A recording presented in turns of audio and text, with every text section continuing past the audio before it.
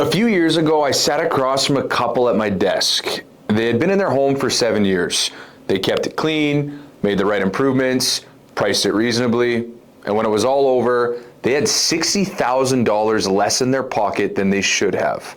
Not because the market was bad, not because the timing was off, because their agent had no idea what they were doing. And you know what happened to that agent afterward? Nothing. Still licensed, still selling homes in the city today, zero consequences. This is the part of the industry nobody with anything to lose will say out loud. So today, I'm saying it. I've been doing this for almost a decade, hundreds of deals, both sides of thousands of negotiations.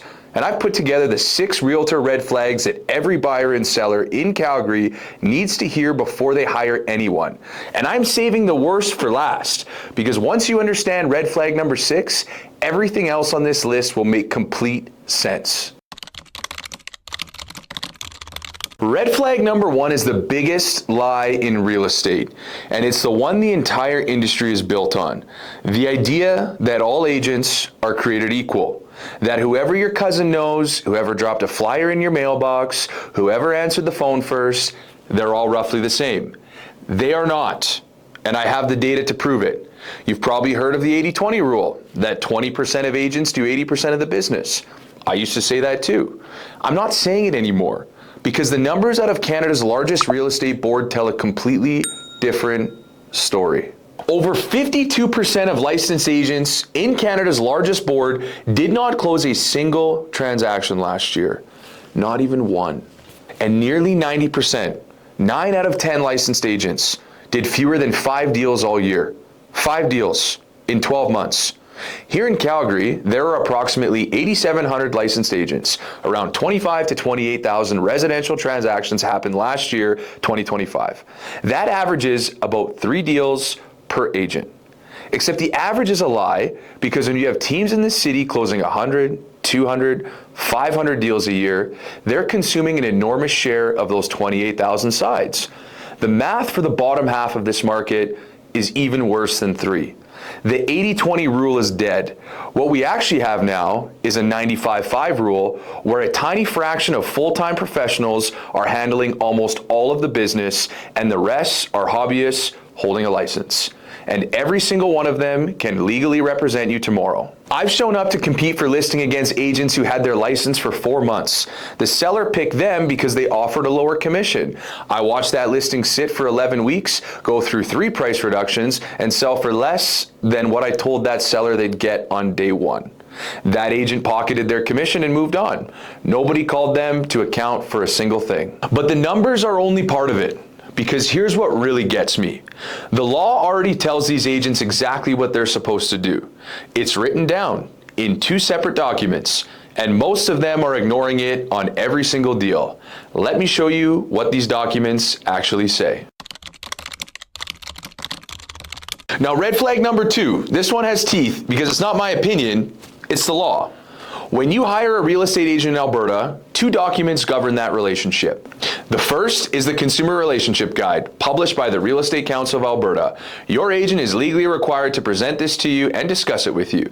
The second is the Exclusive Buyer Representation Agreement, the contract your agent signs with you personally. Both spell out, in plain language, what they are legally and contractually obligated to do. I'm not going to read you every clause, but I want to show you 2, because these 2 alone should change how you hire an agent. Must act only in your best interest. Must protect your negotiating position at all times. I had an agent call me, and the first words out of their mouth were, "Hey, what do you think they'd take?" Not what their current client wanted to offer. What would my seller accept? They were asking me to negotiate against my own client on their behalf. That buyer had zero idea it was even happening. Their agent handed their entire negotiating position directly to me on the opening phone call.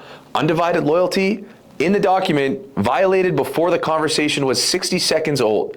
This is happening on the phone, and you don't even realize it. The designated agent must meet their agency responsibilities to you in a timely manner.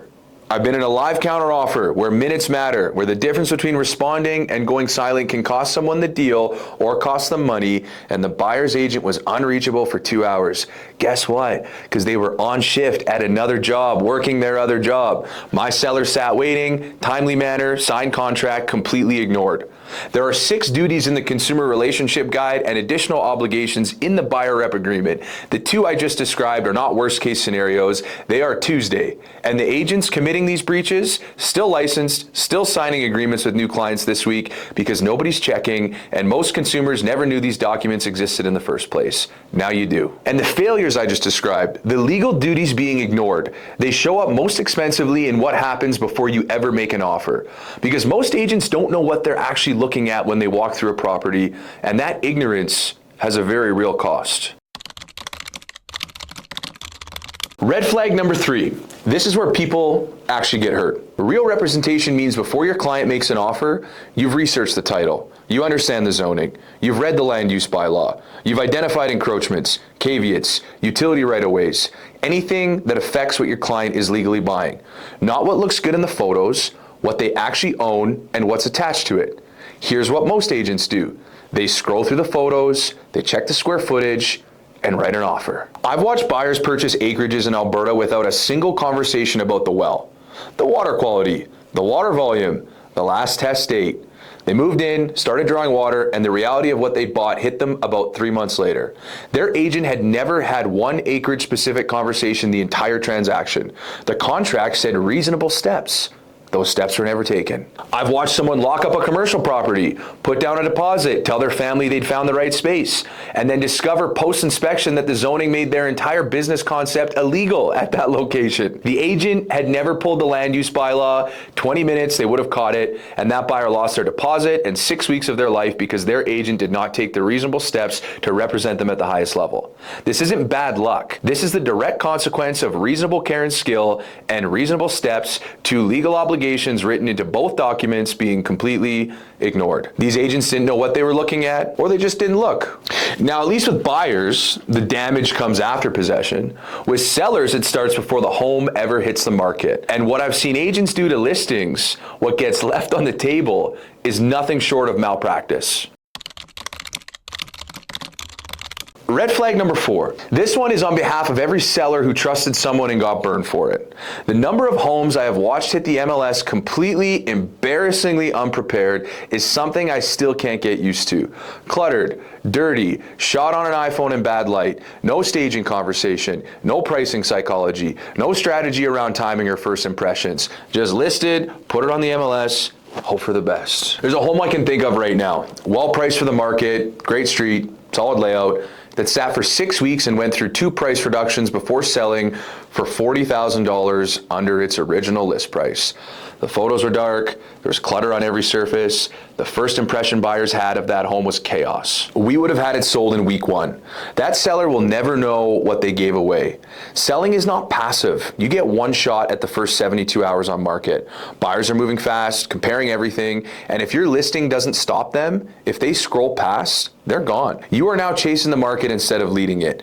But if your agent closes 6 homes a year, they don't have a preparation system. They don't have a photographer or a videographer they trust or a stager they can call. They wing it every single time, and their client absorbs the cost in dollars they never see and will never recover. And if you're wondering how agents like this keep getting hired, that's red flag 5, because this isn't about individual bad actors. It's a structural failure baked into the entire industry from the ground up. Red flag 5, the structural failure underneath everything else on this list. To become a licensed real estate agent in Alberta, you take a course, you pass a test, that's it. You are now legally permitted to represent someone in the largest financial transaction of their lifetime. There is no minimum deal count to keep your license, no ongoing performance threshold, no real accountability mechanism for poor outcomes. The result? Thousands of licensed agents closing 4, 5, 6 homes a year, part-time, between other jobs, without staying current on the market, without building the instincts that only come from being on the ground every single day. Here's what you can do with this right now. Before you hire anyone, ask 3 questions. How many transactions did you close last year? How many are you actively working right now? Is real estate your full-time career? I'm ashamed that we need to be even asking these questions of our real estate professionals in our market. The answers will tell you everything you need to know before you sign a single piece of paperwork. But all of it, the lack of volume, the incompetence, the part-time mentality, the legal duties being ignored, it all produces something that is the root cause of every problem I've described today. I've been building toward this the entire video. This is red flag 6. This is the one. Real estate has produced an entire category of agents that I call the home guide buddies. They show up on time, they unlock the door, they smile and nod, they say, "Great question, let me find out." Every time you ask them something they should already know. They walk you through an offer with zero negotiating instinct. They sit across from a real problem, a title issue, a low appraisal, a condition they've never seen before, and they manage your anxiety instead of solving it. They are not representing you. They are accompanying you. That distinction between representation and accompaniment is the most expensive difference in real estate, and it is what is costing you money. Now, this is what real representation looks like. We walk you through a property and we tell you about the foundation, the structural reality, what it's going to cost you and what it's going to save you. We tell you what the home is actually worth, not what you want to hear. We tell you what the resale story looks like in 5 years, because your exit strategy starts the day you buy. We identify the upside you don't see, the suite potential, the rezoning applications, the renovation return on investment, the development opportunity, things most agents walk past without even recognizing. On the listing side, we prepare the home, we stage it, we build a marketing campaign. We have listings that have generated millions of views because selling a home in 2026 is not putting it on MLS and waiting. It is a production, it is a strategy, it is manufacturing demand before the sign even goes in the ground. And then, after all of that, we negotiate it like a shark. Not emotionally, not desperately, with leverage, with data, with the kind of calm conviction that only comes from knowing you've done absolutely everything right on the front end. That is what the contract is supposed to look like when it's actually fulfilled. And most agents in this city cannot do a single thing on that list. Remember the couple from the beginning of this video? The $60,000? Their agent was a home guide buddy. Friendly, available, easy to deal with. Never once pushed back on a pricing decision that was costing them money. Never once said, "I disagree with you and here's why." Just nodded, listed the home, and collected a commission when it sold for less than it should have. That was not representation. That was accompaniment with a license. You are hiring someone to represent you at your most financially and emotionally exposed moment. Your family is counting on this going right. You need someone with knowledge, the preparation, the legal obligation, and the spine to go to war for you. Not someone who keeps you comfortable while walking you toward a bad outcome. And that couple at my desk, they couldn't undo what happened, but you can make sure it doesn't happen to you. Now listen, I'm not saying any of this to burn the industry down. I'm saying it because I've watched real people get hurt, people who get overpaid, undersold, and got blindsided by things a competent agent would have caught on day one. The law says you deserve better. The contract says you deserve better. And now, you know what better actually looks like. If you're buying or selling in Calgary and you want to know what actual representation feels like, everything is in the description. We've been doing this for over a decade. We have 50 years of combined experience. We have the track record, and we take every single one of those legal obligations seriously.